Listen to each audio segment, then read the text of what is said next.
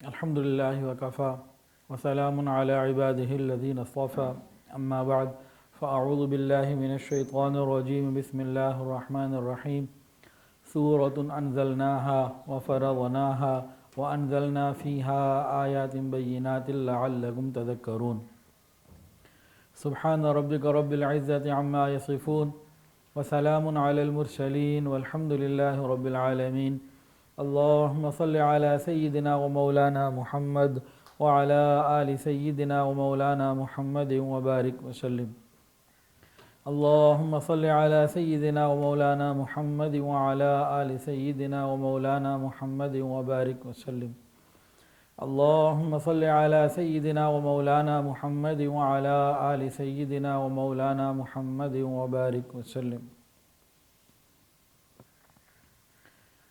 حیا اور پاک دامنی، اس کے اوپر گزشتہ اتوار ایک بیان ہو چکا، آج دوسرا بیان ہے اور یہ 5-7 بیانات قریب قریب ہو جائیں گے انشاءاللہ، جس میں حیا اور پاک دامنی کے مختلف پہلوؤں کو جو ہے وہ ذکر کیا جائے گا انشاءاللہ العزیز۔ مومن جہاں بھی ہوگا حیا والا ہوگا اور کافر جہاں ہوگا بے حیا ہوگا۔ یہ تہذیبوں کا ٹکراؤ کیا ہے کہ ایمان والی تہذیب حیا اور پاک دامنی والی تہذیب ہے اور کفر کی تہذیب بے حیائی کی تہذیب ہے۔ اسلام حیا، پاک دامنی اور پاکیزگی کو ایک صفت اور ایک شان اور ایک کوالٹی قرار دیتا ہے، جبکہ کفر بے باکی، روشن خیالی اور بے حیائی ان چیزوں کو ترقی کا ذریعہ سمجھتا ہے۔ اللہ تعالی ہمیں حیا اور پاک دامنی والی زندگی عطا فرمائے، بے حیائی سے محفوظ فرمائے۔ قرآن مجید میں ایک سورت ہے سورۃ النور، سورہ نور۔ اس میں زنا، الزام لگانا، تہمت، حیا، پاک دامنی، اپنے گھر میں داخل ہونا، کسی اور کے گھر میں داخل ہونا، پردہ کن سے ہے اور کن سے نہیں ہے، نکاح کے بارے میں، تو یہ ساری تفصیلات اللہ رب العزت نے قرآن مجید میں اس صورت میں بالخصوص ذکر فرمائی ہیں۔ اس صورت کو شروع کرنے کا انداز بہت ہی عجیب ہے۔ پروردگار عالم فرماتے ہیں سورۃ انزلناہا، یہ وہ صورت ہے جو ہم نے نازل کی ہے۔ بھئی سارا قرآن اللہ نے نازل کیا ہے، لیکن بتانا یہ چاہ رہے ہیں کہ جب تم اس سورت کو پڑھنے لگو تو میری طرف اور زیادہ متوجہ ہو جانا کہ یہ ہماری طرف سے ہے، اہمیت اور تاکید بتائی گئی۔ وَفَرَضْنَاهَا، اس کے اندر جتنے آگے حیا اور پاک دامنی کے پردے کے احکامات ہیں، یہ سارے کے سارے ہم نے تمہارے اوپر لازم قرار دیے ہیں، اس کا خیال رکھنا، اور کھول کھول کے بیان کی ہیں باتیں تاکہ تم سمجھ جاؤ، تاکہ تم نصیحت حاصل کرو اور قیامت کے دن جنت کو حاصل کرنے والے بن جاؤ۔ حضرت عمر فاروق رضی اللہ تعالیٰ عنہ ارشاد فرماتے تھے علموا نساءکم سورۃ النور، اپنی عورتوں کو سورہ نور کی تعلیم دو۔ علماء بھی یہی فرماتے ہیں ہمیں چاہیے کہ ہم اپنی مستورات کو سورہ نور کی تعلیم دیں۔ خود عالم ہیں، سمجھدار ہیں، دین سمجھتے ہیں تو بہت اچھا، خود دیں، نہیں تو اپنی مستورات کو ایسی جگہوں پہ بھیجیں جہاں ان کو صحیح طریقے کے مطابق قرآن و حدیث کی، صحابہ اور صحابیات کی زندگی کو سامنے رکھتے ہوئے انہیں سورہ نور کی تعلیمات ملیں۔ آج کل کے معاشرے میں پریکٹیکلی پردہ کہیں بھی صحیح طریقے سے موجود نہیں الا ماشاءاللہ۔ اس کو صحیح تلاش کرنا ہو حیا اور پاک دامنی کے اور پردے کے معاملات کو، تو پھر یہ سورہ نور میں ملیں گے اور سورہ احزاب میں ملیں گے اور صحابہ اور صحابیات کی زندگیوں میں ملیں گے۔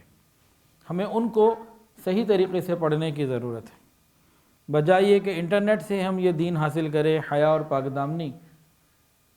یہ بات میں پہلے بہت دفعہ کہہ چکا ہوں، پھر کہہ رہا ہوں اور انشاءاللہ زندگی بھر کہتا رہوں گا۔ کل بھی ایک خاتون نے مجھے کلپ بھیجا کہ جی بتائیں یہ صحیح فرما رہے ہیں یہ حضرت، یہ غلط بتا رہے ہیں یہ بات۔ اب وہ اہل بدعت میں سے کوئی شخص تھے، تو میں نے ان کو کہا کہ یہ تو بات کی بات ہے کہ وہ بات صحیح ہے یا غلط، اگر ہم لوگ ہر ایک کی بات سننے لگیں اور ہر بات سننے لگے اور دیکھنے لگیں تو یہ انٹرنیٹ کہیں بھی ہمارا دین، ایمان اور حیا نکال کے لے جائے گا۔ طریقہ کیا ہے؟ صرف ایک کہ مستند لوگوں تک، مستند ویب سائٹس تک، مستند واٹس ایپ کے گروپس تک ہم محدود رہیں، بس ایک ہی طریقہ ہے، اور اس کے بعد جو وہ بتائیں چلتے جائیں۔ جو آدمی ہر ایک کی سنے گا وہ کہیں کا بھی نہیں رہے گا، بڑا نقصان ہو جائے گا۔ لیکن لوگوں کو یہ بات سمجھ میں نہیں آتی، ہر چیز دیکھنی ضروری ہوتی ہے۔ اللہ ہمیں ان باتوں کی سمجھ عطا فرمائے۔ تو سورہ نور کی تعلیم قرآن مجید میں بہت تاکید کے ساتھ بتائی گئی، اور یہ احکامات وَفَرَضْنَاهَا، اللہ فرماتے ہیں ہم نے تمہارے اوپر فرض قرار دیے ہیں، لیکن ہم لوگ ان سے بہت زیادہ غفلت برتتے ہیں۔ شروع کے 2 رکوع میں تو زنا اور اس کی تفصیلات ہیں، سزا کی اور باقی معاملات کی۔ آگے چل کے اللہ رب العزت فرماتے ہیں ان الذین یحبون، دوسرے رکوع ہی کے اندر، ان الذین یحبون ان تشیع الفاحشہ فی الذین آمنوا لہم عذاب علیم فی الدنیا والآخرہ۔ اس آیت میں ایک بہت بڑا حکم اللہ رب العزت نے مجھے اور آپ کو عطا فرمایا ہے، جس پر ہم لوگ عمل نہیں کر رہے، گناہ گار ہو رہے ہیں۔ ہم لوگ، بہت سے دیندار لوگ بھی اس آیت پر عمل نہ کر کے بے حیائی پھیلانے میں شریک ہیں۔ ہم اس کو سمجھتے ہی نہیں ہیں، سمجھنا چاہتے بھی نہیں ہیں۔ ہم لوگ بہت سے جو دیندار بھی ہیں، جو پردہ بھی کرتے ہیں، وہ بھی بے حیائی پھیلا رہے ہیں۔ آپ کہیں گے جی یہ کیسے ہو سکتا ہے؟ وہ کیسے بے حیائی پھیلا رہے ہیں؟ وہ خود جو پردہ کر رہا ہے، جو پاک دامن ہے، لیکن بے حیائی پھیلا رہا ہے۔ ایسے بھی بہت سارے لوگ ہیں، بتا دوں کہ رہنے دوں؟ ہم لوگ بھی کہیں نہ کہیں جانے انجانے میں بے حیائی پھیلانے میں باطل کے مددگار بن جاتے ہیں۔ اس آیت میں قرآن مجید میں فحش چیزوں کا، بے حیائی کی باتوں کو بند کرنے کا، ختم کرنے کا ایک راستہ بتایا ہے۔ وہ یہ کیا ہے کہ اس قسم کی کوئی خبر ہو، اس کو مشہور ہی نہ ہونے دیا جائے، دبایا جائے، ان کو ختم کیا جائے، ان کو وائرل نہ کیا جائے، ان کو ذکر نہ کیا جائے۔ وہ کہتے ہیں نا کہ جس چیز کو ختم کرنا اس کا تذکرہ بند کر دو، تو ایسی خبروں کو آگے پھیلایا نہ جائے۔ اگر پھیلانا ہو تو اس وقت پھر اس کی جو حد شرعی ہے، سزا کی ساتھ اس کے اطلاع ہو، خاموشی سے چھپا دیا جائے۔ اور اگر بتانا مقصود ہو تو کیا ہوگا کہ بھئی اس شخص نے یہ کام کیا تھا، اب شریعت کے مطابق 100 کوڑے لگ رہے ہیں، یا اس کو سنگسار کیا جا رہا ہے، تاکہ بے حیائی کے کام کی شہرت کے ساتھ ساتھ وہی شہرت اس بے حیائی کے روکنے کا سبب بنے۔ یہ ایک نفسیاتی معاملہ ہے کہ ان باتوں کو ذکر کرنے کی ضرورت ہی نہیں۔ اگر کہیں بتانا ہو کہ جی فلاں ایسی جگہ کوئی واقعہ پیش آ گیا، تو پھر یہ بھی ساتھ پکے صحیح اور شرعی ثبوت کے ساتھ بتایا جائے، اور یہ بتایا جائے کہ بس اس کے بعد اب ان کے یہ کوڑے لگنے ہیں یا سنگسار ہونا ہے، یہ معاملہ ہونا ہے، تاکہ یہ شہرت خود بخود بے حیائی کے روکنے کا سبب بنے۔ یہ پاکیزہ تعلیمات ہیں قرآن کی، جس پر ہمیں عمل کرنا نصیب نہ ہو سکا۔ ہم کیا کرتے ہیں، کوئی خبر آئی کہ وہاں یہ ہو گیا بے حیائی کا، یہ فلاں بندے نے، وہ کوئی بھی مشہور آدمی ہو، اور اس کو ہم نے جناب آگے وائرل کرنا شروع کر، دیکھو جی کیا ہو رہا ہے۔ تو یہ دیکھو جی کیا ہو رہا ہے، یہ بے حیائی کی ترغیب میں ہم شامل ہو رہے ہیں، ہم بے حیائی کو پھیلانے میں، عذاب علیم کی بشارت میں ہم شامل ہو رہے ہیں۔ وہ کیسے؟ دیکھیں، جب بھی اس قسم کی خبریں روز بروز ہم اخبار میں، سوشل میڈیا پہ، انٹرنیٹ پہ کہیں بھی دیکھیں گے، پڑھیں گے، سنیں گے، تو کیا ہوگا؟ بار بار سن کے ان کی کراہت ہمارے اندر سے ختم ہوتی چلی جائے گی، ہم یوزڈ ٹو ہو جائیں گے، پھر وہ برائی ہمیں برائی نہیں لگے گی، اور پھر نفس اور شیطان پیچھے ہیں، وہ ہمیں بھی آگے کہیں بڑھا دیں گے، ہم نہیں بڑھے، ہماری اولادوں کو بڑھا دیں گے۔ تو نقصان تو ہے ہی مسلمانوں کا کہ اس سے بے حیائی پھیلتی ہے۔ ایسی خبر پھیلانی ہی نہیں چاہیے، اگر پھیلانی ہو تو شریعت یہ کہتی ہے کہ جو اس کی ہولناک سزائیں مقرر کی گئی ہیں ان کے اعلان کے ساتھ ہو، تاکہ اس کا انسداد، روک تھام آٹومیٹیکلی ہو جائے۔ اور ہم کیا کرتے ہیں، ہمیں کہیں کسی کی بے حیائی کی خبر مل جائے تو اس کو کہیں نہ کہیں ذکر ضرور کرتے ہیں۔ یہ ذکر کرنا بغیر شرعی ثبوت اور سزاؤں کے یہ ہمارے لیے بے حیائی پھیلانے کے برابر ہے۔ تو بہت ساری نیک پاک دامن عورتیں اور نیک مرد بے حیائی پھیلانے میں اس انداز میں باطل کا پورا ساتھ دیتے ہیں۔ وہ تو چاہتا ہے کہ ایمان والوں میں بے حیائی پھیلے اور ہم اس کو پھیلا رہے ہوتے ہیں۔ اسی طرح ایک مسئلہ اور بھی آتا ہے، اب کہیں قرآن مجید کی ایک تصویر آئے گی واٹس ایپ کے اوپر، وہ گڈر کے اوپر رکھا ہوا ہے، یا اور ایسی کوئی بات، کوئی غلط بات، بہت بری بات، اور نیچے لکھیں گے لعنت کر کے شیئر کریں۔ یہ کیا جہالت ہے؟ ان باتوں کو ختم کرنا چاہیے کہ وائرل کرنا چاہیے۔ پھر کسی قادیانی کی یا کوئی اور باطل کی کوئی بات ہوتی ہے، کسی بھی باطل کی، وہ مسلمانوں کے حلقے میں نہیں پہنچا سکتے، وہ میرے اور آپ کے گھر نہیں پہنچا سکتے۔ اب وہ اس عنوان سے بھیج دیتے ہیں کہ ہم باطل کو سمجھنے اور سمجھانے کے لیے لوگوں کو بتائیں یہ ہو رہا ہے جی۔ جہاں تک وہ اپنی بات نہیں پہنچا سکتے ہم پہنچاتے ہیں، ان کی بات کی تشہیر کرتے ہیں۔ ہمیں کیا کرنا چاہیے؟ اندھیرا اگر ہے نا تو شور مچانے سے اندھیرا اندھیرا اندھیرا اندھیرا دور نہیں ہو جائے گا، وہاں روشنی جلا دیجیے، اندھیرا خود بھاگ جائے گا۔ ہمیں ہمیشہ حیا کی، نیکی کی، مثبت بات کو پھیلانے کی ضرورت ہے، دوسری باتیں خود بخود ختم ہو جائیں گی۔ بس ایک پہلو کو ہم سامنے رکھیں تو بہت آسانی ہے۔ سورہ نور کے اندر جہاں تیسرا رکوع شروع ہو رہا ہے، یا ایھا الذین آمنوا لا تدخلوا بیوتا، چوتھا رکوع، یا ایھا الذین آمنوا لا تدخلوا بیوتا غیر بیوتکم حتی تستأنسوا وتسلموا علی اہلھا ذالکم خیر لکم لعلکم تذکرون۔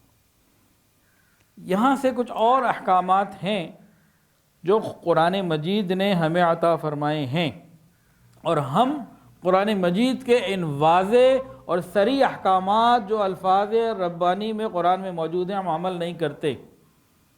حضرت عبداللہ ابن عباس رضی اللہ عنہما فرماتے ہیں کہ ہم لوگ گھروں میں داخل ہونے کے احکامات جب پورے نہیں کرتے تو ہم پورا قرآن کے خلاف کر رہے ہوتے ہیں۔ پورے قرآن میں ابھی ہم نے عصر کی نماز کتنے رکعت ادا کی ہے عمران بھائی؟ چار ہی ادا کیے نا۔ یہ قرآن مجید کی کس آیت میں حافظ صاحب؟ کسی آیت میں نہیں۔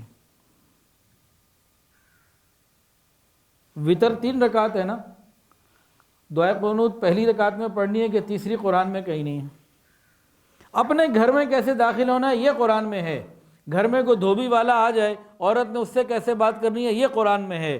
گھر میں کوئی سبزی والا آ جائے، دودھ والا آ جائے، اس سے کوئی لین دین کرنا ہے یہ قرآن میں ہے۔ دعائے قنوت کب پڑھنی اور کب نہیں پڑھنی یہ قرآن میں نہیں ہے۔ ایک رکعت میں 2 سجدے کرنے ہیں کہ 4 سجدے کرنے ہیں، اس کی تفصیلات قرآن مجید میں نہیں ہیں۔ لیکن کن سے پردہ کرنا ہے اور کن سے پردہ نہیں کرنا یہ قرآن میں ہے۔ عورت نے گھر سے باہر نکلنا ہے تو کیسے نکلنا ہے یہ قرآن میں ہے۔ اور جب ہم ان احکامات پر عمل نہیں کرتے تو حضرت عبداللہ ابن عباس رضی اللہ تعالیٰ عنہما فرماتے ہیں کہ ہم قرآن مجید کا نعوذ باللہ انکار کر رہے ہیں عملاً۔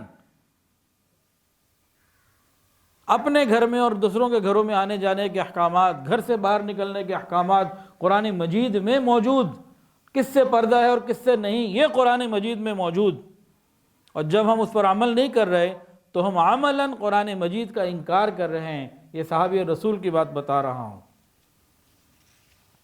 اور حضرت عبداللہ ابن مسعود رضی اللہ تعالی عنہ، ان کی زوجہ فرماتی ہیں کہ حضرت عبداللہ ابن مسعود رضی اللہ تعالی عنہ جب بھی گھر میں داخل ہوتے، اپنے گھر میں اپنی بیوی ہے، اپنے بچے ہیں، کسی اور کا گھر نہیں، کوئی غیر محرم نہیں، اطلاع کر کے آتے تھے، آواز دے رہے ہیں، کھنکار رہے ہیں، کسی بھی طریقے سے گھر والوں کو پتہ لگ جائے کہ بھئی اب بندہ گھر میں آ رہا ہے۔ یہ آج بھی الحمدللہ جہاں حیا کی کچھ تعلیم باقی رہ گئی ہے وہاں بھی یہ تفصیلات موجود ہیں۔ اب ہم جو قرآن مجید میں احکامات ہیں نا اس کو ذرا آسان کر کے اور احادیث کو سامنے ساتھ شامل کرتے ہوئے کچھ باتیں کریں گے انشاءاللہ، جو حیا اور پاک دامنی کے واضح ترین احکامات قرآن مجید میں موجود، لیکن ہمارے معاشرے میں نہیں، ہمارے گھروں میں نہیں۔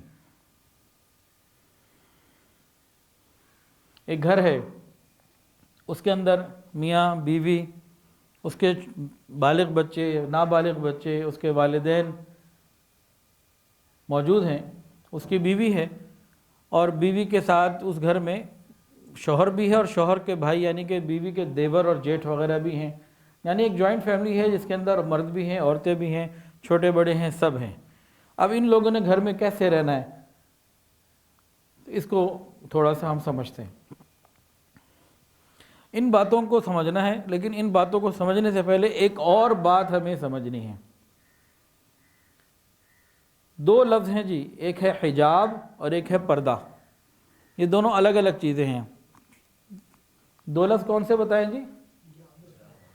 حجاب اور پردہ، سوری، حجاب اور پردہ تو ایک ہی چیز ہے، دو چیزیں ہیں، ایک ہے ستر اور ایک ہے پردہ، ایک ہے ستر اور ایک ہے پردہ۔ پردے کو عربی میں حجاب کہتے ہیں اور حجاب کو اردو میں پردہ کہتے ہیں، تو دو چیزیں الگ الگ ہیں، ایک ہے ستر اور ایک ہے پردہ یعنی حجاب۔ پردہ محرم سے کیا جاتا ہے غیر محرم سے؟ بتائیں، پردہ محرم سے کیا جاتا ہے کہ غیر محرم سے؟ پردہ محرم سے کیا جاتا ہے؟ ہاں، پردہ کن سے کیا جاتا ہے؟ محرم سے غیر محرم سے؟ پردہ کیا جاتا ہے غیر محرم سے، اور ستر کیا جاتا ہے محرم سے۔ یہ دو چیزیں الگ الگ ہیں۔ ان دونوں چیزوں کو اگر ہم نے صحیح طریقے سے سمجھ لیا تو بہت ساری چیزیں ہمارے لیے آگے سمجھنا آسان ہو جائیں گی۔ اس لیے میں نے کئی سوال پوچھے تاکہ الرٹ رہیں، کیونکہ بات اہم ہے۔ تو دو چیزیں ہیں، ستر اور پردہ۔ پردہ کن سے ہے جی؟ غیر محرم سے، اور ستر ہے محرم سے۔ پردہ غیر محرم سے اور ستر محرم سے۔ پردے کی بات ہم بعد میں کریں گے، فی الحال ہم ستر کی بات کرتے ہیں۔ مردوں کا ستر کیا ہے اور عورتوں کا ستر کیا ہے؟ مردوں کا ستر یہ ہے کہ ناف کو انسان مرد جو ہے وہ چھپائے، نیچے آتے آتے دونوں گھٹنوں کو چھپا لے۔ جس نے اپنے جسم کا اتنا حصہ جس مرد نے چھپا لیا، اس کا جو فرض اور واجب ستر ہے وہ پورا ہو گیا۔ مرد نے مرد کے سامنے بھی آنا ہے نا، تو ناف کو چھپاتے ہوئے نیچے تک آ جائے، گھٹنے بھی چھپا لے، تو اب یہ ہر طریقے سے اگر اس نے اتنا چھپا لیا نا، اب اس کا ستر مکمل ہو گیا، اختلاف اس میں کسی کا کوئی نہیں اگر اتنا حصہ چھپا لیا تو۔ اب یہ مرد دوسرے مرد کے سامنے آ سکتا ہے، سوئمنگ پول میں جا سکتا ہے، اور جو بھی کام ہے وہ کر سکتا ہے۔ اس سے کم اگر ہے تو مرد بھی مرد کے سامنے نہیں جا سکتا، خود بھی نہیں جا سکتا اور دوسرا دیکھ بھی نہیں سکتا۔ ایک آدمی نے ایسے لباس پہنا ہوا ہے سوئمنگ کا یا فٹ بال کا کہ اس کی تھائز نظر آ رہی ہیں، اگر کوئی پہن کے آ گیا تو میرے لیے مجھے اس کو دیکھنا بھی جائز نہیں ہے، دونوں کے اوپر لعنت ہوگی۔ یہ نہیں کہ وہ پہن کے آ گیا تو میں دیکھ سکتا ہوں، نہ، میں بھی نہیں دیکھ سکتا۔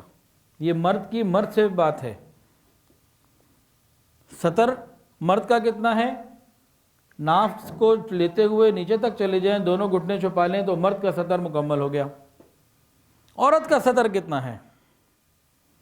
پردہ بعد میں ہے، ابھی ستر کی بات ہو رہی ہے۔ جو عورت نے اپنے محرم مردوں سے، باپ سے، بھائی سے، بیٹے سے، ماموں سے کرنا ہے ستر، وہ کیا ہے؟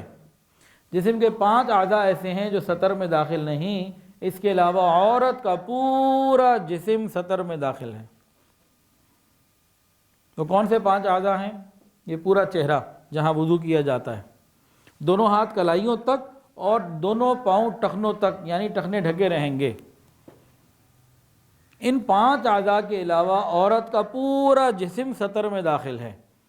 یعنی شریعت یہ چاہتی ہے عورت ایسے پاک دامنی کے اور حیا کے لباس میں اپنے بھائی، باپ، بیٹے اور ماموں اور محرم رشتہ داروں کے سامنے، سسر کے سامنے رہے کہ صرف یہ 5 اعضاء وہ کھول سکتی ہے، اس کے علاوہ نہیں۔ اگر غور کریں تو ہمارے گھر میں تو سطر بھی پورا نہیں ہے، پردہ تو آگے بڑی دور کی بات ہے، ننگا سر، ہاف سلیو، سلیو لیس، اور جناب پنڈلیوں تک جو ہے وہ شلواریں، پائنچے اور اس طرح کی چیزیں، سینہ کھولا یا پیچھے کمر کھلی، یہ چیزیں تو بہت دور کی چیزیں ہیں۔ شریعت کیا کہہ رہی ہے عورت کو کہ اتنے پاکیزہ لباس میں جس میں جسم اندر سے نظر نہ آ رہا ہو، موٹا ہو اور کھلا ڈلا ہو، جسم کے اعضاء بھی نظر نہ آئے، حیت بھی محسوس نہ ہو، شریعت یہ کہتی ہے کہ سطر تب ہوگا کہ عورت ایسے لباس میں آ جائے کہ ان 5 اعضاء کے سوا سارا جسم چھپا ہوا ہے۔ یہ سطر عورت کا محرم مردوں سے ہے، باپ سے، بھائی سے، بیٹے سے، پردہ غیر محرم سے ہے۔ تو عورت کو کہا کہ تم اس طریقے سے سطر میں اپنے گھر میں رہو۔ اب گھر میں یہ عورت رہتی ہے، پورا جسم تو ڈھکا ہوا ہے، چہرہ، دونوں ہاتھ اور دونوں پاؤں ٹخنوں سے نیچے تک کے علاوہ ٹخنے ڈھکنے ہیں، چھپا ہوا ہے۔ اب یہ رہ رہی ہے، گھر میں ساس سسر ہیں اور محرم ہیں، خاوند ہے، تو ٹھیک ہے، صحیح ہے، کوئی مسئلہ نہیں ہے۔ جب گھر کے اندر رہتے ہوئے غیر محرم ہوں گے تو ان کے لیے کیا طریقہ کار ہے؟ گھر میں برقع اوڑھنا شروع کر دیں؟ نہیں، گھر میں برقع اوڑھنے کی کوئی ضرورت نہیں۔ اب گھر میں دیور جیٹھ وغیرہ ہیں، کیا کرے؟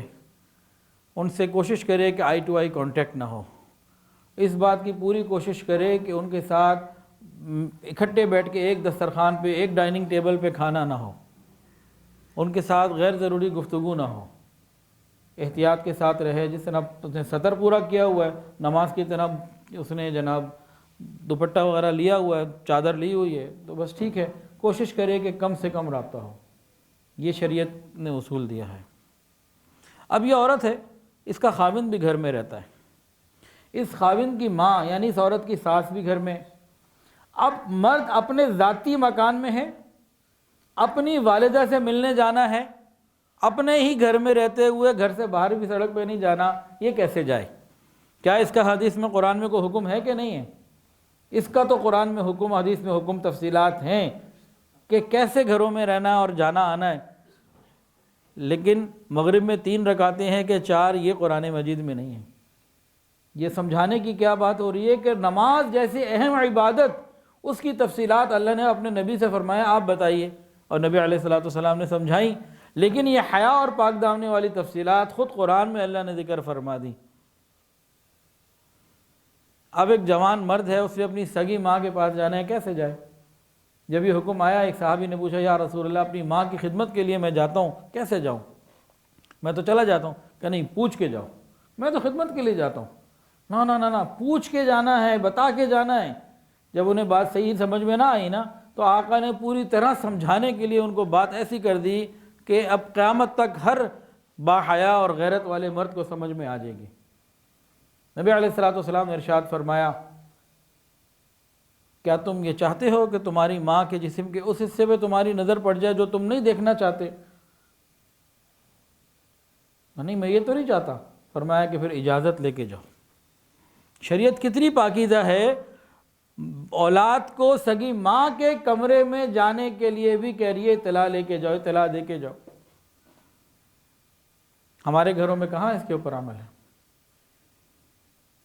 پھر گھر میں کچھ بچے ہوتے ہیں، بچے کچھ ہوتے ہیں چھوٹے، 3، 4، 5 سال کے، جن کو وہ باتیں ابھی سمجھ میں نہیں آئی ہوتی، ان کے بشعور میں نہیں آئی ہوتی۔ عورت اور مرد کے جسمانی فرق اور معاملات ان کو سمجھ میں نہیں آئے ہوتے، چھوٹے ہوتے ہیں، تو ان کو تو کہیں بھی چلے جائیں، اتنا ان کا مسئلہ نہیں ہے، لیکن تربیت کی خاطر انہیں بھی سمجھانا چاہیے کہ بھئی نوک کر کے پوچھ کے جاؤ۔ لیکن لم یبلغ الحلم، وہ بچے جو ابھی بالغ نہیں ہوئے، بلوغت کے قریب ہیں، قرآن یہ کہتا ہے کہ وہ بھی بغیر اجازت کے کمرے میں نہ جائیں۔ شریعت اتنی پاکیزہ ہے۔ اور ہمارے ہاں کتنے گھروں میں دیور ہے، جیٹھ ہے، گھر میں رہنے والے دیور کے جیٹھ کے بچے ہیں، کہیں بھی کسی بھی کمرے میں بالغ ہیں چلے جاتے ہیں، یہ شریعت کے خلاف ہے، قرآن مجید کے حکم کے خلاف ہے۔ یعنی عملاً قرآن کا انکار ہے اگر ہم کسی کے گھر میں جا رہے ہیں اور اجازت نہیں لے رہے اور پورا حکم پورا نہیں کر رہے تو۔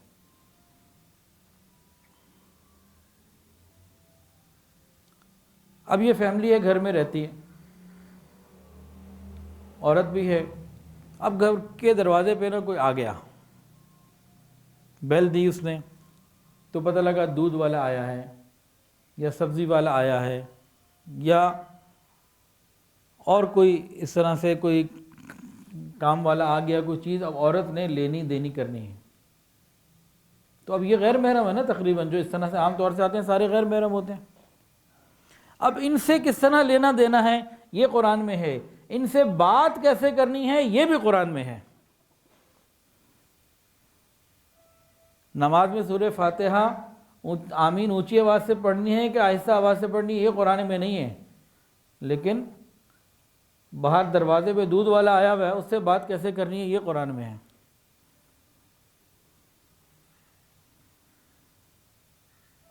اب کیسے بات کرنی ہے؟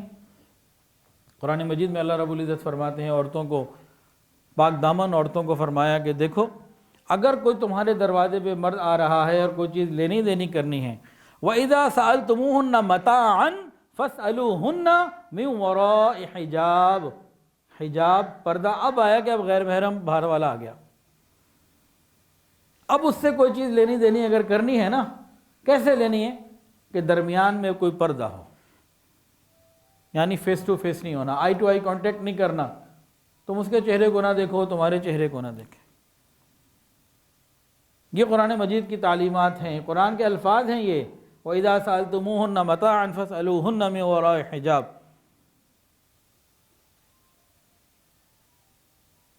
آج کل تو باہر سے ہوٹلوں سے ڈیل منگواتے ہیں نا، تو بھائی اگر کوئی بھی چیز منگوائی، اب دروازے پہ کوئی آ گیا غیر محرم، اب عورت اس کے سامنے نہیں آئے گی، جو پاکیزہ گھرانہ ہے جو شریعت نے بتایا ہے وہ تو نہیں آئے گی۔ اب اس سے بات کیسے کرنی ہے؟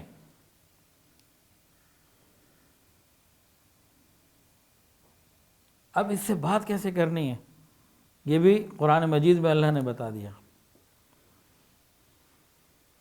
نماز میں کس رکعت میں کون سی سورت پڑھنی ہے، فجر میں کیا پڑھنا سنت ہے، اور عشاء میں کیا پڑھنا، اور مغرب میں کون سی صورتیں پڑھنا تلاوت کی، قرآن کی تلاوت کون سی صورت کی کرنا، یہ قرآن میں نہیں ہے۔ حالانکہ وہ تو اللہ سے ڈائریکٹ بات چیت ہے نا، وہ قرآن میں نہیں ہے۔ غیر محرم دروازے پہ آیا ہے دودھ دہی والا، اس سے بات کیسے کرنی ہے یہ قرآن میں ہے۔ یہ بھی بتا دوں، رہنے دو۔ غیر محرم سے بات کرنے کا قرآن کے اندر حکم جو ہے، ہم نے جو کہ اس کو پورا نہیں کیا، اس وجہ سے دن رات ہمارے گھروں میں ایسی داستانیں آتی ہیں کہ الامان والحفیظ۔ اللہ تعالیٰ فرماتے ہیں دلوں کا بھید جاننے والے پروردگار ہیں، فرمایا فَلَا تَخْضَعْنَ بِالْقَوْلِ فَيَطْمَعَ الَّذِي فِي قَلْبِهِ مَرَضٌ۔ فرمایا کہ جب غیر محرم سے بات کرنی پڑ جائے، اپنی آواز میں نرمی پیدا نہ کرنا، لوچ پیدا نہ کرنا، اپنائیتیں اور محبتیں نہ لے کے آنا۔ فَيَطْمَعَ الَّذِي فِي قَلْبِهِ مَرَضٌ، آگے بتا بھی دیا اگر تم نے میرے اس حکم پر عمل نہ کیا، عزت تمہاری جا سکتی ہے، عزت تمہاری جائے گی، کہ جن مردوں کے دلوں میں مرض ہوگا وہ تمہاری طمع کریں گے۔ فَلَا تَخْضَعْنَ بِالْقَوْلِ، نرم گفتگو مت کرنا۔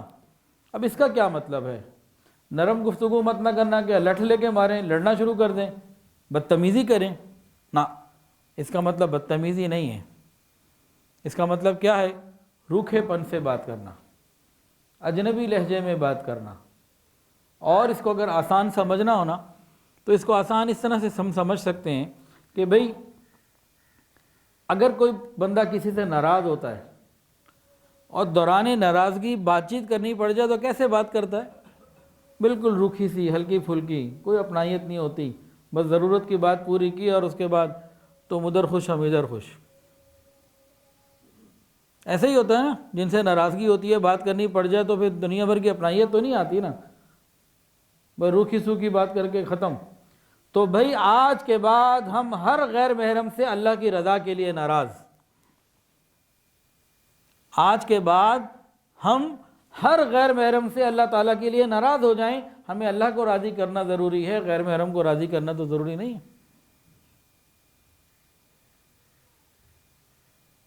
تو ہمیں اپنی ماؤں کو، بیٹیوں کو، بہنوں کو، بچیوں کو یہ بات سمجھانے کی ضرورت ہے۔ یہ قرآن کا حکم ہے کہ غیر محرم سے بات کیسے کرنی ہے۔ کون باپ ایسا ہے جس نے اپنی بچی کو یہ بات سمجھائی اور بتائی ہو؟ ہمارے معاشرے میں ان چیزوں کا تصور ہی کوئی نہیں۔ فلا تخضعن بالقول، قرآن کہہ رہے نرم گفتگو مت کرنا۔ غیر محرم سے بات کرنے کا اصول کیا ہوگا؟ اگر کوئی بات 2 جملوں میں پوری ہو سکتی ہے تو 3 جملہ نہ بولیں، مختصر بات کریں روکھے پن سے۔ کیا ہوگا؟ یہ عورت کی عزت محفوظ رہے گی۔ اگر ہمارے معاشرے نے اس حکم کو پورا کیا ہوتا تو ہمارے گھروں میں، معاشرے میں جو بے حیائی کی بے حساب داستانیں آ گئی ہیں یہ نہ ہوتی۔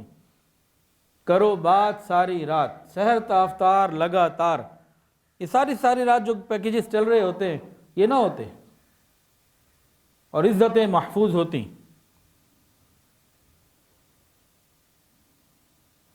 جتنے مرد بیٹھے ہیں آپ سب سے ایک سوال پوچھ رہا ہوں، انٹرنیٹ پہ اگر اس کو کوئی سنے، تمام مردوں سے ایک سوال ہے، اس کا جواب وہ مجھے نہ دیں، نہ آپ لوگ مجھے دیں، نہ یہ بعد والے مجھے دیں، نہ جو لائیو ہے وہ مجھے جواب نہیں چاہیے۔ اپنے دلوں کے اندر اس سوال کو سن کر خود ہی اپنے دلوں میں جواب لیں اور اس کی حساسیت کو اور نزاکت کو محسوس کریں۔ تقریباً ہر شخص کو ہم میں سے موجود کبھی نہ کبھی غیر محرم سے بات کرنے کا موقع ملا ہوگا، اور غیر محرم نے 2 طریقوں سے بات کی ہوگی۔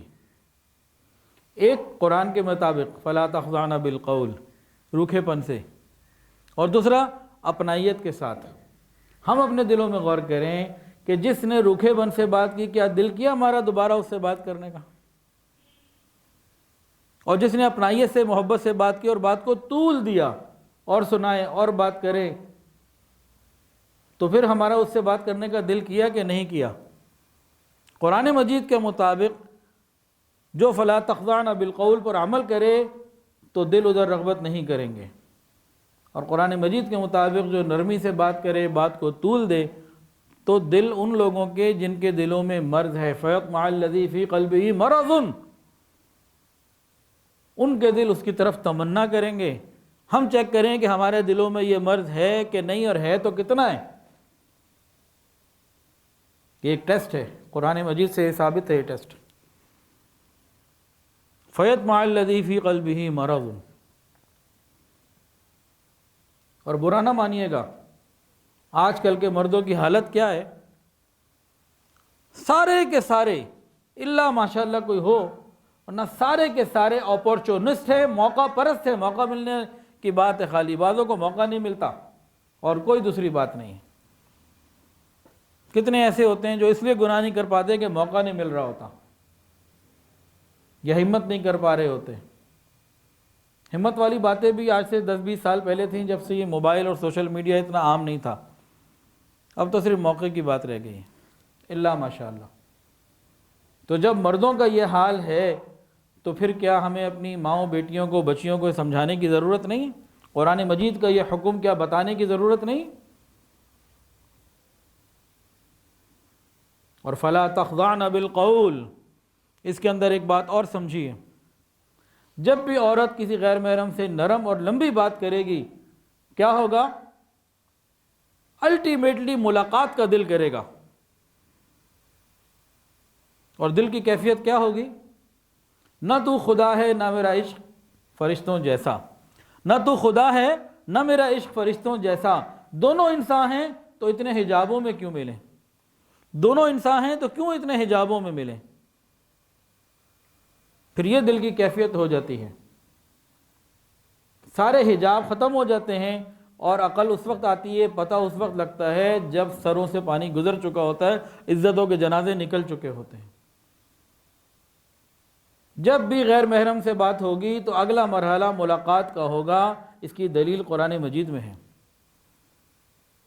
حضرت موسیٰ علیہ السلام نے اللہ سے مانگا، ربی ارینی انظر الیک، اللہ میں آپ کو دیکھنا چاہتا ہوں۔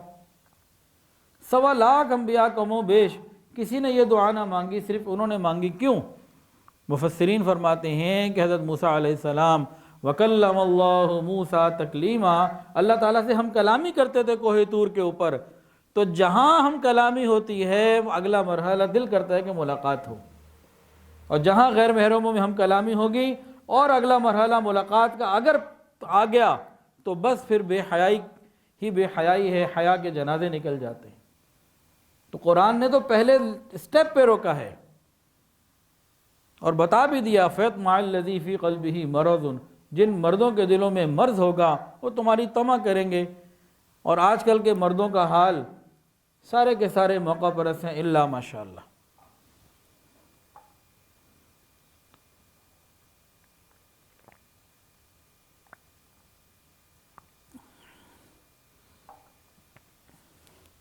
تو قرآن مجید نے عورت کو بتایا کہ دروازے پہ آئے ہوئے مرد سے کیسے بات کرنی ہے، تو یہی حکم واٹس ایپ کا بھی ہوگا، موبائل کا بھی ہوگا، ٹیلی فون کا بھی ہوگا، انٹرنیٹ کا بھی ہوگا، چیٹنگ کا بھی ہوگا، کہ غیر محرم سے بات کیسے کرنی ہے۔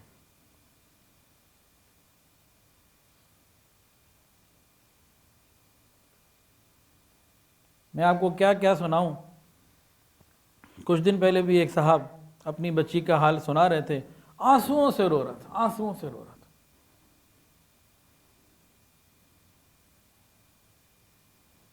بس یہی موبائل کے اوپر بات کرنے سے معاملہ شروع ہوا اور بس اللہ اللہ خیر صلی اللہ۔ تو یہ بات ہمیں سمجھانے کی ضرورت ہے بچیوں کو۔ اچھا، یہ فیملی گھر میں رہ رہی ہے، اب اس نے باہر نکلنا ہے۔ اب باہر نکلنے کے احکامات قرآن مجید میں ہیں۔ عورت نے گھر سے باہر نکلنا ہے، اب یہ کیسے نکلے،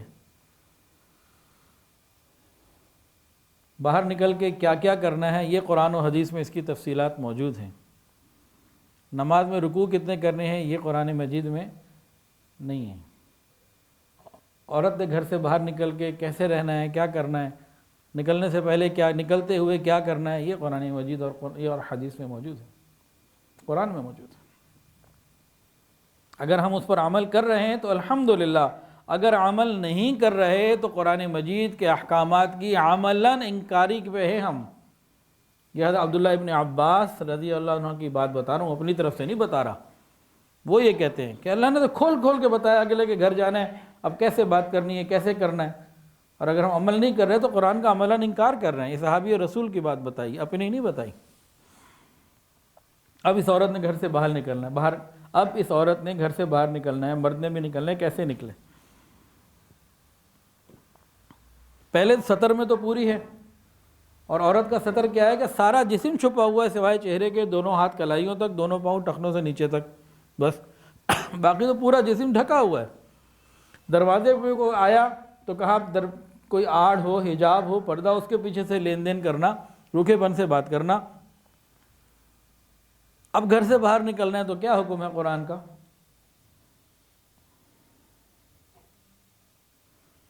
یدنین علیہن من جلابیبہن، یہ قرآن مجید کا حکم ہے کہ جب گھر سے باہر نکلنا ہو تو بتایا کہ اے با حیا عورتوں، پاک دامن عورتوں، اپنی اوڑھنیوں کو اور لٹکا لیا کرو۔ اب جس کا سطر پہلے سے پورا ہے، اس نے اب جو اوڑھنی کو لٹکانا ہے تو اب کیا چھپے گا؟ منہ چھپے گا، ہاتھ چھپیں گے یا پاؤں؟ بتائیں، منہ ہی چھپے گا نا۔ وہ کہتے ہیں جی قرآن مجید میں چہرے کا پردہ ہے ہی نہیں۔ بھئی پورا جسم تو پہلے چھپا ہوا ہے، اب اوڑھنیاں کدھر لٹکانی ہیں؟ بتائیں، چہرے پر ہی لٹکانی ہے نا۔ وہ کہتے ہیں جو قرآن مجید میں تو چہرے کا ہے ہی نہیں۔ قرآن مجید میں وَلَا يُبْدِينَ زِينَتَهُنَّ، اپنی زینت نہ دکھاؤ، چہرے پہ ہی تو سب سے زیادہ زینت ہوتی ہے۔ بچی کا رشتہ کرنا ہو تو لڑکے والے کیا دیکھتے ہیں؟ ہاتھ، پاؤں، یا سب سے پہلے چہرہ؟ اور پھر مفسرین نے باقاعدہ اپنے طلباء کو یدنین علیہن من جلابیبہن عمل کر کے دکھایا کہ انہوں نے اپنی چادر اس طریقے سے اوڑھ لی کہ صرف ایک آنکھ کھلی رکھی، باقی پورا چہرہ چھپا لیا، کہ قرآن یہ کہہ رہا ہے۔ یہ مفسرین نے بتایا کہ قرآن کی چاہت یہ ہے کہ دو آنکھ بھی نہ کھولو، ایک ہی کھول لو، ایک سے گزارا ہو سکتا ہے تو دوسری سے بھی بچ جاؤ۔ تاہم علماء فرماتے ہیں کہ دونوں آنکھیں کھلی رہیں اور برقع اگر پہن لے تو یہ بہت آسانی سے باہر نکل سکتی ہے، کوئی مسئلہ نہیں۔ اچھا، برقع کیسا ہونا چاہیے؟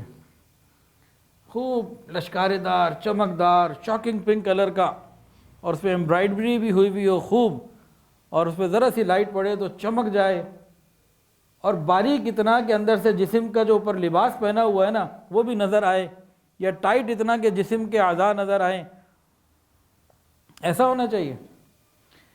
اور اسکارف جناب بڑا ڈیزائن والا، کلرفل اور خوب مزیدار، اور میچنگ کا یہ کلر اور وہ کلر، اور کہ دور سے دیکھنے والا دیکھے کہ اس برقعے کے اندر حور کی بچی جا رہی ہے، چاہے چڑیل کی بہن ہی کیوں نہ ہو۔ اس قسم کے برقعے یہ شریعت کے ساتھ مذاق ہے، یہ پردہ نہیں ہے، یہ حیا اور پاک دامنی نہیں ہے، یہ اللہ اور اس کے رسول کی تہذیب نہیں ہے۔ برقع کیسا ہو؟ سادہ، ڈارک کلر کا، بلیک کلر کا ہو، بہت مناسب، کھلا ڈلا، موٹا، تاکہ جو شریعت کی خواہش ہے وہ پوری ہو، حکم پورا ہو۔ اس قسم کے برقعے یہ تو بہت تکلیف دہ باتیں ہیں۔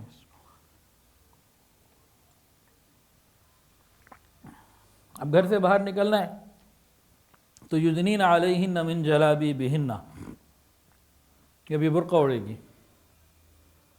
اب باہر نکل کے کیسے نکلنا ہے؟ عورت کے بارے میں قرآن مجید میں سورہ نور میں ہے وَلْيَضْرِبْنَ بِخُمُرِهِنَّ عَلَى جُيُوبِهِنَّ، یہ زمین کے اوپر اتنی زور سے پاؤں بھی نہ مارے کہ اس کے چوڑیاں پہنی ہوئی ہیں، کوئی جسم کے اوپر کوئی زیور ہے تو ان کی کھنکھناہٹ بھی کسی غیر محرم کو آ جائے۔ کیسی چال ہو؟ فَجَاءَتْ إِحْدَاهُمَا تَمْشِي عَلَى اسْتِحْيَاءٍ، ایک عورت کی چال کیسے ہو یہ بھی قرآن میں ہے، حیا والی۔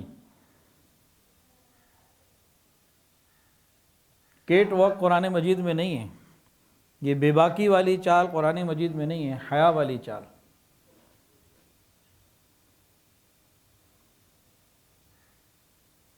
کیٹ واک کا حکم نہیں ہے، حیا والی چال۔ اب گھر سے نکل رہی ہے، اب حدیث کے اندر موجود ہے، واضح اور صراحتاً موجود ہے، یہ ایسی خوشبو نہیں لگا سکتی جو پھیلنے والی ہو، جو کسی غیر محرم کو جائے۔ فرمایا کہ ایسی عورت جو ایسی خوشبو لگائے جو کسی غیر محرم کو جائے، یہ ایسی ویسی ہے۔ محدثین فرماتے ہیں کہ اس سے مراد نبی علیہ السلام کی یہ ہے کہ وہ عورت کردار کی ٹھیک نہیں، جو تیز خوشبو لگا کے باہر نکلتی ہے۔ برقع بھی ہو، تیز خوشبو بھی نہ ہو پھیلنے والی، اور ایسا کوئی پاؤں بھی زور سے نہ لگایا جائے، زمین پہ مارا جائے کہ کوئی آواز اس کی پہنے ہوئے زیور کی باہر آئے۔ اور پھر یہ بھی بتایا کہ درمیان راستے میں نہ چلے، کناروں پہ چلے، اور یہ بھی بتایا کہ آنکھیں کہاں ہوں، نگاہیں کہاں ہوں، نظریں کہاں ہوں۔ قرآن مجید میں عجیب انداز سے اللہ نے فرمایا قُلْ لِلْمُؤْمِنِينَ يَغُضُّوا مِنْ أَبْصَارِهِمْ، یہ خاوند ساتھ جا رہا ہے نا باہر، دونوں میں ابھی بھی نکل رہے ہیں، تو مردوں کو حکم دیا کہ اپنی نگاہوں کو جھکاؤ، نامحرم کو مت دیکھو۔ اگلی آیت میں الگ عورتوں کو حکم دیا وَقُلْ لِلْمُؤْمِنَاتِ يَغْضُضْنَ مِنْ أَبْصَارِهِنَّ، تم بھی نگاہوں کو جھکاؤ۔ نماز کا حکم قرآن مجید میں ہے، روزے کا حکم قرآن مجید میں ہے۔ روزہ فرض ہے، کتنی بڑی عبادت ہے، لیکن کیا آیت ہے؟ یا ایھا الذین آمنوا کتب علیکم الصیام، اے ایمان والو روزہ رکھو، بات مکمل ہو گئی۔ عورتیں خود بخود بیچ میں آ گئیں۔ حج کتنی بڑی عبادت، ایک آیت آئی، دونوں اس میں مرد عورتیں دونوں شامل، لیکن نگاہوں کی حفاظت کتنی تاکید سے اللہ دے رہے ہیں، مردوں کو الگ آیت میں، عورتوں کو الگ آیت میں، کہ کہیں کسی کو کوئی شبہ رہ نہ جائے۔ سورۃ انزلناہا وفرضناہا، یہ وہ ہے جو میں نے نازل کیا اور یہ میں نے فرض قرار دیا ہے۔ قیامت کے دن پوچھ بھی پھر میں ہی کروں گا، کھول کھول کے بتایا تھا، دونوں نے نگاہیں جھکائے رکھنی ہیں۔ کتنے مرد ہیں جو اپنی عورتوں سے چاہتے ہیں کہ پاک دامن رہیں، غیر محرم سے دور رہیں، لیکن خود ادھر ادھر منہ مارتے پھرتے ہیں، امانت میں خیانت کے مرتکب ہیں اور قرآن کے حکم کو توڑنے والے ہیں۔ تو دونوں کو حکم، اگر کسی جگہ کسی مرد نے نہیں کیا یا عورت نے نہیں کیا، یا کوئی باہر بے پردہ ہے، تو کوئی مرد یہ نہیں کہہ سکتا کہ جی وہ کیوں بے پردہ نکلی، ہمارا کیا قصور ہے، وہ برقع پہن کے آئے نا، وہ ٹھیک ہے کہ وہ وہ بغیر برقعے کے نکلی، بے پردہ نکلی، وہ الگ بات ہے کہ غلط ہے وہ، لیکن کسی بے پردہ کو دیکھنے کی بھی اجازت نہیں، نگاہیں جھکانے کا دونوں کو الگ الگ آیات میں حکم ہے، روزے کا ایک آیت میں دونوں کو حکم ہے، تاکہ قیامت تک کوئی اس میں کوئی ابہام نہ نکال سکے، احتیاط کا حکم دونوں کا۔ اب اگلے کے گھر پہنچے، جہاں جانا تھا، مثال چچا کے گھر جانا تھا یا سسرال جانا تھا، بہرحال جہاں بھی جانا تھا پہنچ گئے۔ اب قرآن مجید میں وضاحت سے موجود ہے اس کے گھر میں کیسے جانا ہے، سورہ نور میں، کتنا ہی ہمارا تعلق کیوں نہ ہو، کتنی ہی محبتیں کیوں نہ ہوں، الفتیں کیوں نہ ہوں، اجازتیں کیوں نہ ہوں، لیکن اگر اندر غیر محرم ہیں، دوسرے لوگ ہیں، تو پاکیزہ طریقہ، حیا والا طریقہ، اسلام کا، قرآن مجید کا طریقہ کیا ہے کہ دروازہ نوک کیا جائے یا بیل دی جائے، گھنٹی دی جائے یا موبائل پہ کال کی جائے، اندر اطلاع کی جائے۔ باہر کھڑے رہنا ہے، سڑک پہ، عام طور سے مین گیٹ جو ہوتے ہیں سڑکوں پہ ہوتے ہیں نا، سڑک پہ گلی میں کھڑے ہیں، اب شریعت کیا کہتی ہے، تم اندر بھی نہیں جھانک سکتے، دروازے میں بعض دفعہ جھرری ہوتی ہے، کوئی ایسی چیز ہوتی ہے کہ انسان اندر جھانک سکتا ہے، نظر آ سکتا ہے اندر کار پورچ ہوتا ہے، عام طور سے گیراج ہوتا ہے یا کوئی کھلی جگہ ہوتی ہے، اس کے بعد ایک اور دروازہ ہوتا ہے، پھر اندر ڈرائنگ روم یا بیڈ روم وغیرہ اور اندر ہوتے ہیں۔ مین گیٹ کے ساتھ بیڈ روم میں نے تو کبھی کسی کے گھر میں نہیں دیکھا۔ شریعت یہ کہتی ہے تم باہر مین گیٹ پہ سڑک پہ کھڑے ہو، تمہارا رشتہ دار بھی ہے، دوستی بھی ہے، محبت بھی ہے، تم اندر نہیں جھانک سکتے۔ کتنی پاکیزہ ہے شریعت۔ فرمایا جس نے اندر جھانک کے دیکھا اور اندر والے نے کوئی چیز ماری، پتھر مارا اور اس کی آنکھ پھوٹ گئی تو ٹھیک ہے، اس کو حق تھا یہ کیوں دیکھ رہا ہے اندر، اور فرمایا کہ جس نے اندر دیکھا یہ گویا اندر بغیر اجازت کے داخل ہو گیا۔ جو اتنی پاکیزہ شریعت ہو کہ دروازے پہ کھڑے ہو کر کسی کے گھر میں کے اندر نہیں جھانک سکتے، تو چھتوں میں جا کے دوسروں کے گھروں میں جھانکنا، فلیٹوں میں کھڑکیوں سے دوسروں کے گھروں میں جھانکنا، یا سوشل میڈیا کے ذریعے یا کسی بھی طریقے کے ذریعے دوسروں کی ذاتی معاملات میں جھانکنا، ان کی زندگیوں میں جھانکنا، یہ کیسے اللہ اجازت دے سکتے ہیں؟ جستجو وہاں کیا ہوا، اس کے ساتھ کیا ہوا، وہ کیا کرتا ہے، وہ کیا کرتا ہے، اس کی کہانی سناؤ، اس کی داستان سناؤ، اس کا پوچھ، اس کا بتا۔ جو شریعت سڑک پہ کھڑے ہو کے رشتہ دار کے گھر میں اندر گیراج میں نظر ڈالنے کی اجازت نہیں دیتی، وہ دوسروں کی زندگیوں میں جھانکنے کی کیسے اجازت دے سکتی ہے؟ خود سوچے بندہ۔ اب باہر کھڑے ہوئے داخل ہونے کیسے داخل ہوں گے؟ اس کے احکامات باقاعدہ قرآن و حدیث میں موجود۔ 3 دفعہ انسان بیل دے سکتا ہے یا نوک کر سکتا ہے، جواب آ جائے تو بہت اچھا، نہیں تو واپس چلا جائے۔ اگر وہ اندر سے منع کر دے تو بھی برا نہ مانے، واپس چلا جائے، اپنی شان کے خلاف نہ سمجھے۔ اور اگر اندر وہ پوچھ لیں کون ہے تو جواب کیسے دینا چاہیے؟ بعض لوگ کہتے ہیں میں ہوں۔ میں کیا ہوتا ہے یہ؟ بعض لوگ خاموش رہتے ہیں۔ یہ خاموشی کیا ہے؟ یہ اگلے کو تکلیف پہنچانا ہے۔ میں ہوں، یہ میں کیا ہے؟ اس کے بارے میں ذرا واقعات سن لیجئے۔ ایک شخص نے رسول اللہ صلی اللہ علیہ وسلم سے اس طرح سے اجازت حاصل کی اور باہر سے کہا کیا میں اندر گھس جاؤں؟ علی جو نبی علیہ السلام نے خادم سے فرمایا کہ یہ شخص اجازت حاصل کرنے کا طریقہ نہیں جانتا، اس کو جا کے طریقہ سکھاؤ اور اس سے کہو کہ یوں کہے السلام علیکم ادخلو، پہلے وہ سلام کرے اور کیا یہ پوچھے کیا میں داخل ہو سکتا ہوں، گھس جاؤں؟ یہ بے ادبی کا لفظ ہے، برا لفظ ہے۔ میں داخل گھسنا ہوتا ہے کسی تنگ جگہ میں، آپ کسی کے گھر آ رہے ہو تو گھس جاؤں نہیں، ادخلو کیا داخل ہو جاؤں؟ وہ اندر سے سن چکے تھے نبی علیہ السلام کی بات، تو فوری طور پر انہوں نے کہا السلام علیکم ادخلو، سلام کیا اور اجازت مانگی کیا میں اندر آ جاؤں؟ تو نبی علیہ السلام نے ان کو اجازت دے دی۔ تو یہ طریقہ ہے جو نبی علیہ السلام نے سکھایا۔ اور سنیے، حضرت فاروق اعظم رضی اللہ تعالیٰ عنہ کا عمل یہ تھا کہ نبی علیہ السلام کے دروازے پر آ کر یہ الفاظ کہے السلام علی رسول اللہ، السلام علیکم ایدخل عمر، سلام کیا اور اس کے بعد عرض کیا کیا عمر داخل ہو سکتا ہے؟ تعارف کروا دیا۔ یہ بہترین طریقہ ہے، یہ بہترین طریقہ ہے۔ اور صحیح مسلم میں حضرت ابو موسیٰ اشعری رضی اللہ عنہ سے روایت ہے کہ حضرت ابو موسیٰ اشعری رضی اللہ تعالیٰ عنہ حضرت عمر رضی اللہ عنہ سے ملنے کے لیے گئے ان کے دروازے پر، اور اجازت حاصل کرنا چاہتے تو کس طریقے سے کی؟ السلام علیکم ھذا ابو موسیٰ، السلام علیکم ھذا الاشعری، کہ اپنا بھرپور تعارف کروا دیا، اگلے بندے کو پریشانی نہ ہو کہ کون۔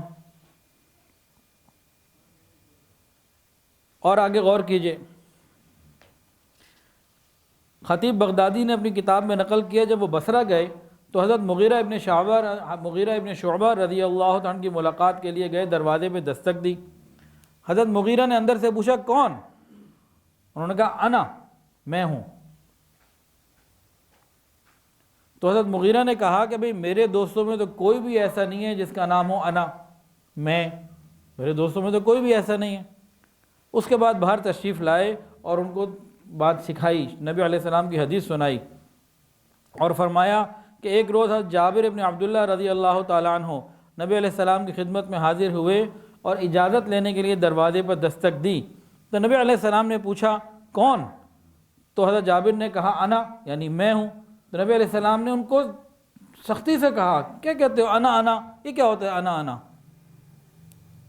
یعنی سمجھایا کہ انا انا سے کچھ نہیں ہوتا، اپنا تعارف پورا کرواؤ۔ حضرت مرشد عالم مولانا غلام حبیب رحمۃ اللہ کا عمل تھا، تو کوئی بھی ان کو فون کرتا نا تو وہ کہتے کہ میں پیر غلام حبیب بول رہا ہوں، تو اس سے وہ 1 منٹ میں سمجھ جاتا کہ بھی کس سے بات کرنی ہے۔ غلام حبیب بھی ایک نام، کئی نام ہو سکتے ہیں، پیر غلام حبیب یہ تو سارے نہیں ہو سکتے، سارے غلام حبیب تو پیر نہیں ہو سکتے۔ تو کم سے کم الفاظ میں اپنا پورا تعارف کرا دینا یہ شان کے خلاف نہیں، یہ شریعت کا حکم ہے کہ اگلے کو آسانی ہو۔ اب دروازہ اگر نوک کرنا ہے، بیل دینی ہے، تو کیسے؟ دروازہ اتنی زور سے نہیں کھٹکھٹانا کہ اگلا بندہ پریشان ہی ہو جائے کہ یا اللہ یہ کیا ہو گیا۔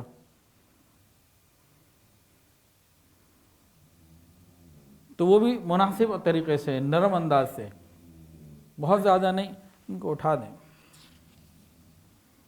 اور اصل کے اندر کیا ہوتا ہے، جب انسان کسی کے دروازے پر آئے تو دوسرے بندے کو مانوس کرنے کی فکر کرے، انسیت کو حاصل کرے۔ جب ایسا انداز اختیار کرے گا، ایسی بات ہوگی کہ دوسرے بندے کی انسیت وہ حاصل کر سکے گا، تو دونوں کے اندر رابطہ آسان ہوگا۔ تو ایسا طرز تخاطب یا ایسی کوئی بات جس سے وحشت یا پریشانی آئے، یہ بھی شریعت کے حکم کے خلاف ہے۔ پورا تعارف کروا دینا یہ نبی علیہ الصلوۃ والسلام کی سنت ہے، اور اس کے اوپر صحابہ نے عمل کیا۔ تو یہ قرآن مجید کے احکامات ہیں جو حیا، پاک دامنی، پاکیزگی کو قائم رکھنے کے لیے ہیں، لیکن آج ہمارے گھروں میں ان چیزوں کا کوئی وجود نہیں ہے، ان احکامات پہ کوئی عمل نہیں ہے۔ حضرت عبداللہ ابن عباس رضی اللہ عنہ فرماتے ہیں کہ اپنے گھروں میں اور دوسروں کے گھروں میں آنے جانے کے احکامات جو شریعت کے عمل نہ کرنا، یہ قرآن مجید کے الفاظ کی، احکامات کی عملاً انکار ہی ہے، یہ گناہ ہے، اور ہمیں اس کی فکر بھی نہیں۔ جب اس طرح حیا اور پاک دامنی کے معاملات ہوں گے تو گھروں میں اور زندگیوں میں آسانیاں ہوں گی، اور یہ اس طرح عزتوں کے خراب ہونے کے واقعات نہیں ہوں گے۔ شریعت بہت پاکیزہ ہے، پاکیزگی کا ہی درس دیتی ہے۔ انسان جب پیدا ہوتا ہے نا تو اس کے اندر، اس کے دماغ کے اندر وہ حصہ موجود ہوتا ہے جس نے اپنے وقت پر اپنا کام شروع کر کے نابالغ کو بالغ کر دینا ہوتا ہے۔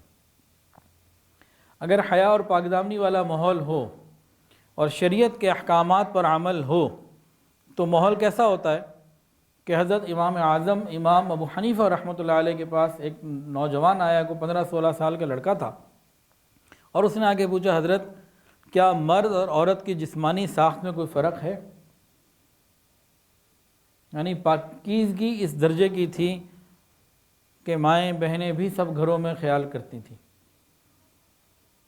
آج ہمارے معاشرے میں کسی نوجوان سے اس سوال کا تصور بھی نہیں ہے، ہاں اگر وہ پاگل کوئی ہے جسے عقل ہی نہیں ہے اس کی تو بات نہیں کر رہے، وہ تو ہماری گفتگو کا مخاطب ہی نہیں ہے۔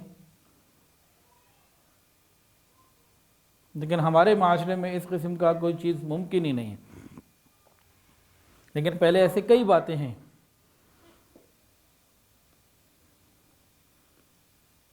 ہمارے معاشرے میں نہیں ہے۔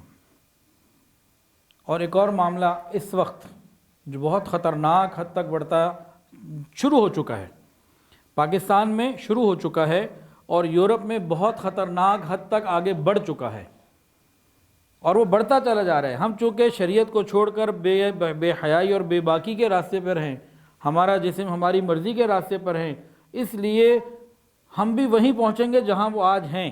وہ اور زیادہ بے حیائی میں بڑھ رہے ہیں، ہم بھی اسی طرف چل رہے ہیں۔ چند سالوں بعد، چند دہائیوں کے بعد ہم بھی وہیں ہوں گے اگر ہم نے کوئی حیا اور پاک دامنی کے لیے عملاً قدم نہ اٹھائے تو، اور ہم اس کے لیے بالکل تیار نہیں ہیں۔ آج ہمارے گھروں میں جتنے یہاں بیٹھے ہیں نا، آج ہمارے گھروں میں ہماری عورتیں کہیں میں نے شرعی پردہ کرنا ہے، تو ہمارے ہی گھر میں کوئی نہ کوئی اس کے خلاف لڑنے کے لیے تیار ہو جائے گا۔ ہمارے ہی گھروں میں ہماری ہی کوئی عورت، بیوی کہہ دے، بیٹی کہہ دے، بہو کہہ دے کہ مجھے شرعی پردہ کرنا ہے، ہمارے ہی گھروں میں لڑائیاں شروع ہو جائیں گی۔ کر کے دیکھ لیں، کہیں دور جانے کی ضرورت نہیں ہے کہ جی مجھے پھپھا سے پردہ کرنا ہے، مجھے دیور جیٹ سے پردہ کرنا ہے، مجھے بہنوئی سے پردہ کرنا ہے، مجھے ان تمام لوگوں سے پردہ کرنا ہے جس کا قرآن نے کہا۔ میں قرآن کی تعلیم کے مطابق پردہ کرنا چاہتی ہوں۔ اگر ہمارے گھر میں کوئی عورت یہ کہہ دے تو آپ دیکھ لیجئے گا ہمارے ہی گھروں میں لڑائیاں شروع ہو جائیں گی۔ ہم تو اس کے لیے بھی تیار نہیں ہیں۔ ہماری عورتوں کے نام کیا ہیں؟ فاطمہ، زینب، خدیجہ، رقیہ، ام کلثوم، عائشہ، حفصہ، یہی نام ہے نا۔ جن پاکیزہ عورتوں کے ناموں پر ہماری بچیوں کے نام ہیں، اگر یہ بچیاں کہیں کہ ہم نے پردہ بھی ویسا کرنا ہے تو ہم تیار نہیں ہوں گے۔ اول تو وہ خود بھی تیار نہیں ہیں، اگر ہو بھی جائیں تو پھر ہم تیار نہیں ہیں۔ اور ایک خیال آتا ہے کہ خدا نہ خواستہ قیامت کے دن ان پاکیزہ عورتوں نے ہماری عورتوں کے اوپر مقدمہ کر دیا، یا اللہ انہوں نے نام ہمارے پاکیزہ استعمال کیے اور کام ان کے ہالی ووڈ، بالی ووڈ اور لالی ووڈ والے تھے۔ ہمارا مقدمہ ہے کہ یا تو یہ ہمارے نام استعمال کر کے اس کی لاج رکھتی یا پھر ہمارے نام ہی نہ رکھتی، پھر ان کے ہاں جن کے کام کرتی تھیں، جن کے لباس پہنتی تھیں، پھر نام بھی انہیں جیسے رکھ لیتی، پھر ہم مقدمہ بھی نہ کرتے۔ کیا بنے گا ہمارا؟ اچھا، بات ہو رہی تھی کہ یورپ کے اندر اس وقت بالغ ہونے کی جو عمر آ چکی ہے نا، وہ تقریباً 8 سال کامن ہو رہی ہے، اور انٹرنیٹ کی بعض چیزوں کے مطابق 7 سال بھی آ گئی ہے، اور وہ کہتے ہیں کہ ان کی فور کاسٹنگ یہ ہے کہ آئندہ آنے والے وقت میں 6-6.5 سال کا بچہ بچی بھی ہمارے ہاں بالغ ہونے لگے گا۔ اس کے اوپر میں نے 2-3 ڈاکٹروں سے بھی ریسرچ کی، پوچھا، معاملات پوچھے ان سے، جو کچھ انہوں نے بتایا سمجھانے کے لیے چند باتیں بتا دیتا ہوں، لیکن جو کچھ ہمارے معاشرے میں ہو رہا ہے وہ میں کھول نہیں سکتا کہ ہمارے گھروں میں کیا ہو رہا ہے ہمارے معاشرے میں۔ میں امریکہ کی، روس کی اور جاپان اور کوریا کی کہانیاں نہیں، ہمارے ہی گھروں میں، معاشرے میں ارد گرد جو ہو رہا ہے وہ بھی نہیں سنا سکتا۔ لیکن ہمارے گھروں میں اب کیا ہونا شروع ہو گیا ہے، ہمارے معاشرے میں بعض اطلاعات کے مطابق 8 سال کا بچہ اور بچی، 9 سال کا بچہ اور بچی ہمارے اس لاہور میں، کراچی میں بالغ ہونا شروع ہو چکے ہیں۔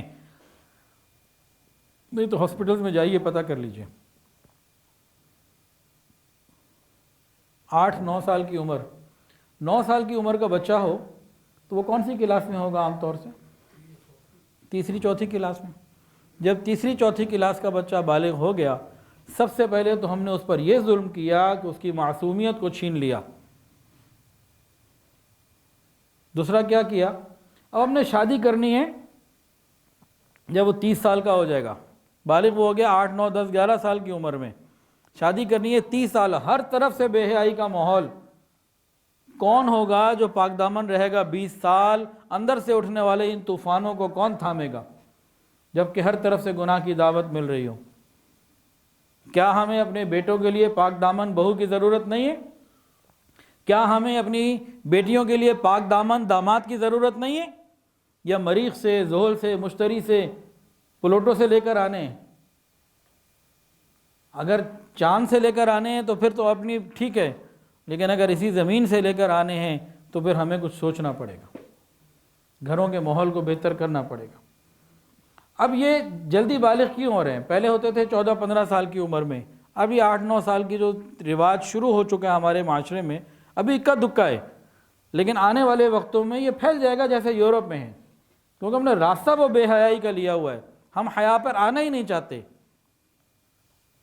جن لوگوں نے پاکستان بنایا تھا حیا اور پاک دامنی کے لیے، قیامت کے دن ان کے ہاتھ بھی ہمارے گریبانوں پر ہوں گے، کہ اگر بے حیائی ہی ان کی اولادوں نے کرنی تھی تو انگریز کی موجودگی میں زیادہ اچھی تھی، کیا ضرورت تھی انہیں اتنی قربانیاں دینے کی، انگریز کو نکالنے کی؟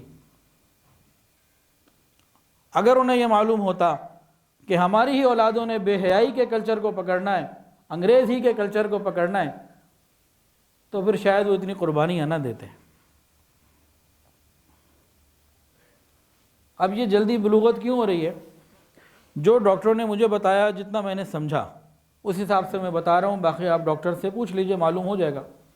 مجھے یہ بتایا گیا کہ انسان کے دماغ کے اندر ایک ایریا ہوتا ہے، اس کو کہتے ہیں ہائپوتھیلیمس۔ ہائپوتھیلیمس جیسے ہی پیدا ہوتا ہے وہ اس کے اندر ساتھ ہوتا ہے، دنیا پیدائش سے ہی ساتھ ہوتا ہے۔ تو اس میں اس کا فنکشن کیا ہوتا ہے کہ جب اس کو وہ باتیں جب شعور کے وقت معلوم ہونی چاہیے، اور وہ 14-15 سال کی عمر میں کچھ اندازے لگنے شروع ہوتے ہیں، تو اس کو جب وہ بار بار سگنل ملتے ہیں نا کہ اس کو وہ باتیں معلوم ہونا شروع ہو رہی ہیں، تو ہائپوتھیلیمس کا فنکشن یہ ہے کہ وہ ہارمون ریلیز کرتا ہے اور بچے کو بالغ کر دیتا ہے، لڑکا ہو یا لڑکی اس کو بالغ کر دیتا ہے۔ اور ایسا نہیں ہوتا کہ رات کو کچھ پتہ لگا صبح بالغ ہو گئے، صبح پتہ لگا رات بالغ ہو گئے، کوئی سال، 1.5 سال، 2 سال کا عمل ہوتا ہے، گریجولی انسان بالغ ہو جاتا ہے۔ لڑکا ہے پہلے آواز تبدیل ہوتی ہے، پھر وہ بالغ ہو جاتا ہے۔ اس طرح کے سمٹمز ہیں مختلف۔ یہ کیوں ہوتا ہے؟ یہ معاملہ جلدی بالغ ہونے کا کیسے ہوتا ہے کہ پہلے زمانے میں وہ باتیں جو 12-15 سال کی عمر میں بندوں کو، بچوں کو پہنچتی تھیں، وہ آج 5، 6، 7 سال کی عمر میں، 8 سال کی عمر میں پہنچ رہی ہیں۔ کہاں سے پہنچ رہی ہیں؟ انٹرنیٹ سے پہنچ رہی ہیں، موبائل سے پہنچ رہی ہیں، ویڈیو گیم سے پہنچ رہی ہیں، کارٹون سے پہنچ رہی ہیں، اور میوزک سے پہنچ رہی ہیں، اپنی ماں، خالہ اور گھر کی عورتوں کے لباس سے پہنچ رہی ہیں، مکس گیدرنگ سے پہنچ رہی ہیں، یہ جو بیہودہ رسومات ہیں وہاں سے پہنچ رہی ہیں۔ جب ہر طرف سے اس کو اس قسم کی باتیں جلدی ملنے لگیں گی تو ہائپوتھیلیمس کو جیسے ہی سگنل ملتے ہیں کہ یہ بچہ، اس کو وہ باتیں ملنی شروع ہو چکی ہیں، وہ سمجھتا ہے اس کو تو اس کا وقت آ گیا، وہ اپنا فنکشن شروع کر دیتا ہے، اور جناب 8 سال 9 سال کی عمر میں بچہ بالغ۔ جو 10 سال کی عمر میں بالغ ہو جائے، اور شادی تو ہم نے بہت دیر سے کرنی ہوتی ہے، قرآن کے اس حکم کو، حدیث کے اس حکم کو بھی ہم نے پورا نہیں کرنا ہوتا، تو 20 سال 18 سال 15 سال بے حیائی کے اس طوفانی ماحول میں کیسے کوئی پاک دامن رہے؟ اب وقت مکمل ہو چکا، اگلی اتوار کو اس سے آگے انشاءاللہ العزیز ہم بات کو لے کے چلیں گے، یہ حیا اور پاک دامنی کے مختلف انداز، اور یہ انشاءاللہ بھی چند بیانات اس پہ چلیں گے۔ اللہ تعالیٰ سے دعا ہے اللہ تعالیٰ ہم سب کو حیا اور پاک دامنی والی زندگی عطا فرمائے۔ وآخر دعوانا ان الحمدللہ رب العالمین۔ ویڈیو کے نیچے سبسکرائب کے بٹن پہ کلک کریں، بیل کے آئیکن پہ کلک کیجئے تاکہ ہر نئی ویڈیو کی نوٹیفیکیشن آپ کو مل جائے۔